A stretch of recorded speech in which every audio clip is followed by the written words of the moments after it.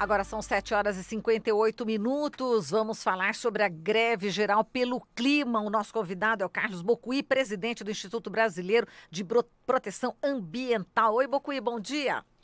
Bom dia, como vai? Tudo bem. Bocuí, vamos falar aqui sobre, já repercutindo, né, aquele relatório do Human Rights Watch, né, dizendo que dos 28 assassinatos examinados, né, por essa entidade, apenas 2 foram julgados, 40 casos de ameaças, nenhum foi a julgamento.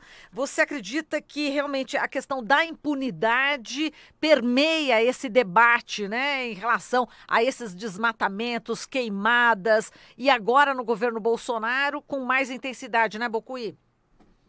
Bom, o que nós estamos assistindo, né, é um abandono da agenda ambiental e, consequentemente, você tem uma séria implicação na questão da fiscalização e do controle social pelo Estado, no sentido de proteger minorias que estão envolvidas e vulneráveis diante da proteção dos recursos naturais, principalmente das florestas. E aí nós temos os povos da floresta, os indígenas, não é? E temos também as comunidades tradicionais que são mais vulneráveis frente às iniciativas ilegais, tanto de mineração como de desmatamento. Exato. Agora, qual que é a tua expectativa em relação a essa mobilização de sexta-feira que está unindo movimentos populares, sindicatos, né, centrais sindicais, ambientalistas? Como é que você vê uma boa oportunidade para a gente sair à rua e fazer esse grito, Bocuí? Olha, na minha opinião, antes tarde do que nunca, não é? Sim. Chegou o momento do Zeitgeist, é o momento que você tem um nível de consciência, de informação sobre a questão climática, que exige uma ação mais efetiva, mais imediata e com o envolvimento das comunidades, né? E o exemplo da jovem Greta, que ela nos deu Exato. das cestas para o futuro, né? Foi inspirador. E hoje o mundo se reaquece nessa perspectiva de que o envolvimento dos jovens, que são aqueles mais interessados com o nosso futuro, né? Isso seja determinante para trazer as políticas ambientais que nós não temos ainda. Você veja os prejuízos que o Brasil tem atualmente com o abandono da agenda ambiental e aí todos os processos de não só de mitigação de mudanças climáticas, mas também de prevenção com relação à adaptação de mudanças climáticas está completamente abandonado. E isso custará muito caro no futuro, porque diante da emergência climática, cada gestão de governo que se perde para se tomar uma medida mais efetiva com relação à adaptação representa bilhões de reais de prejuízo para o futuro.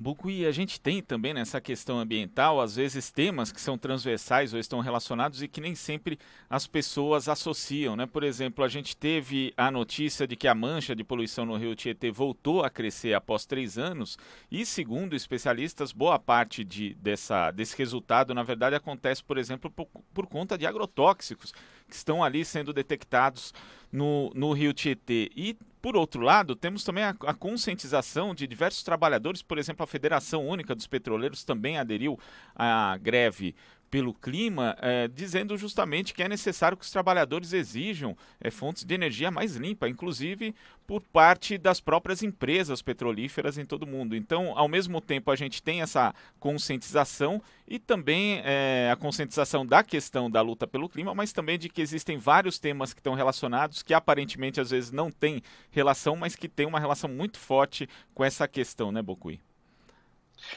Olha, é muito importante que os trabalhadores da área de energia, seja ela hoje fóssil ou não, que eles se envolvam nesse processo, porque, afinal de contas, essa demanda de sobrevivência da humanidade é uma demanda que ninguém fica imune a isso, né? Então, é muito importante que o pessoal que trabalha na área de combustíveis fósseis se envolva para que essas indústrias se transformem em indústrias de energia limpa. É possível essa transição, esse salto. Agora, o que preocupa muito na nossa era, que é a era do antropoceno, né, onde você tem uma intensificação das atividades humanas, uma escala de intervenção da humanidade que demonstra, aí é demonstrada pelas mudanças climáticas, né, no sentido que você consegue alterar as funções vitais do planeta. Isso também diz respeito à água, aos nossos rios, não é? Na medida em que você tem uma intensificação do uso de agrotóxicos, você tem uma intensificação do crescimento metropolitano e isso acaba gerando desequilíbrio. E aqui eu chamo a atenção não só para os agrotóxicos, mas também para o saneamento, né? Que é um grande problema na atualidade. Nós estamos falando de uma região metropolitana de 22 milhões de habitantes, né?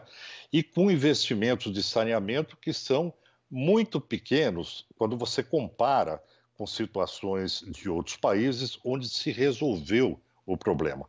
Vamos citar aí a Inglaterra, o caso de Londres e o caso do Rio Reno, até mesmo o Sena de Paris, né? Veja a possibilidade que São Paulo tem com seus rios de planície navegáveis, né? E infelizmente acaba tendo essa situação de morte social dos rios, onde nós não temos nem a menor possibilidade de utilizar o rio que seja como paisagem. Exato. E Bocuí, a gente está sofrendo, né, com a falta de recursos, né, para combater todas essas queimadas. A gente, inclusive, trouxe a amiga de uma pessoa em Brasília, né, o Paulo Lima, que tentou, né, debelar as chamas que estavam chegando perto da casa de um casal de idosos, caiu num buraco, enfim, se queimou todo. Já está passando pela 10ª cirurgia, né, para tentar combater esse fogo.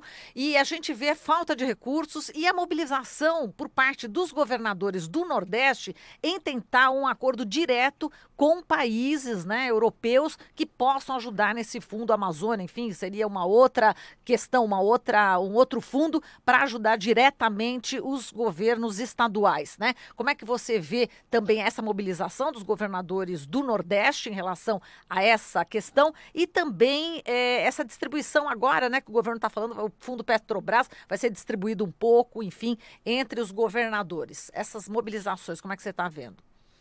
Olha, vamos começar pela floresta, não é? Vamos lá. A queimada, ela seja intencional ou não, ela destrói a biodiversidade e coloca em risco a vida das pessoas que lá habitam, não é? Nós temos nos debruçado muito pouco sobre os malefícios das queimadas com relação à vida, não é? Eu tenho recebido frequentemente imagens de animais calcinados pelas chamas, não é? Porque se você olhar bem a floresta, o que escapa de uma queimada, que tem maior possibilidade de escapar, são os pássaros, porque voam, né? Mas assim mesmo abandonam os seus ninhos, os ninhos são destruídos pelas chamas. Agora, as pessoas que moram próximas, elas acabam sendo vitimadas não só com relação às perdas, né, de seus bens, das suas casas, etc., como também os impactos diretos das chamas, não é? Pessoas queimadas, pessoas que morreram. Então, esse custo socioambiental de biodiversidade, de vidas humanas, pouco tem sido colocado pela mídia, né? Eu acho que isso é um tema fundamental. Agora, com relação à busca de recursos pelos estados para fazer frente a esse estado de coisas, me lembra muito o que aconteceu nos Estados Unidos quando o Trump tinha uma postura antiambiental, né, anticlimática, e os estados, como por exemplo da Califórnia e outros, começaram a trabalhar no sentido de que eles fizessem valer as suas próprias legislações de forma independente da área federal. Isso foi muito interessante, porque demonstra a sensibilidade e a necessidade de que os estados tenham essa independência na gestão do meio ambiente. Então, eu vejo com muito bons olhos a iniciativa por parte dos estados no sentido de conseguir sacralizar mecanismos econômicos com países que possam ajudar o Brasil no sentido de diminuir o impacto sobre a Amazônia, que é um bem de interesse mundial, né? Não só a Amazônia, como as florestas do Congo, como as florestas da Indonésia, as florestas da Sibéria, são enormes depositários de carbono, que retém carbono e que têm que ser preservadas. Perfeito. Diga, Glauco. Não, é porque justamente em cima dessa questão que o Bocuí está falando a respeito da modificação da floresta, né? A gente fez uma entrevista com a pesquisadora Sonaira Silva para a Rede Brasil Atual, ela que é professora da Universidade Federal do Acre, e ela falava a respeito das modificações que já acontecem, por exemplo, numa unidade de conservação, a reserva extrativista Chico Mendes, que fica justamente no Acre. E ali, as queimadas, elas acabam, na verdade, devastando ali parte da floresta, e quando essa floresta se regenera, na verdade, ela não se regenera da mesma forma que ela era. Algumas espécies acabam predominando. E já existe aí até a possibilidade de das comunidades locais ali, que são de seringueiros, extrativistas, também população indígena, ribeirinha, de ter a sua sobrevivência ameaçada, porque, na verdade, as castanheiras e as seringas, elas já não nascem da mesma forma como nasceu antes, e elas já acabam diminuindo em termos de número. Então, tem isso da modificação da própria característica da floresta, né, Bocuí? E isso pode acontecer não só ali, mas em outras partes também da floresta amazônica e no próprio Cerrado. Olha, qualquer floresta, na verdade, quando você devasta, o dano é moral, né? Porque mesmo que você tente recuperar o patrimônio ambiental envolvido, imagine o tempo que uma floresta leva para se regenerar, mesmo com auxílio do homem. Vamos colocar aí 30 anos, mais de 30 anos, para você conseguir que a biodiversidade se restabeleça, e ela nunca será igual, porque, como você disse, muitas espécies estavam ali há centenas de anos, então não é o mesmo processo natural, né? É um processo de recuperação depois de uma degradação. Então, há um dano sempre. Essa coisa de dizer a floresta se recupera é uma balela, porque nós estamos falando de milhares de espécies vivas que acabam sendo destruídas. Então, o que você coloca tem muita pertinência. Nunca será igual. E pior, não é? Esse tempo que a floresta leva para se recuperar, você tem uma degradação, e aí tem que se ver a questão da sinergia do espaço territorial como um todo, onde você tem uma pequena mudança no microclima que é acentuada por outra queimada, por outra queimada, por outra queimada, e isso implica no aquecimento daquela região, e isso leva à perda de mais biodiversidade, e no caso da Amazônia, ao risco de savanização, né? O risco de desertização, que não é desertificação, porque não é uma área para ser desertificada, é você transformar uma floresta tropical úmida em deserto.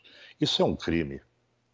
Perfeito, e com esse alerta, né, que o que está acontecendo na Amazônia, aqui no Brasil, é um crime. A gente termina a entrevista com você, Bocuí. Um grande abraço para você e até a próxima. Obrigado, bom trabalho. Até logo. Obrigada, até logo. Falamos aqui com Carlos Bocuí, presidente do Instituto Brasileiro de Proteção Ambiental.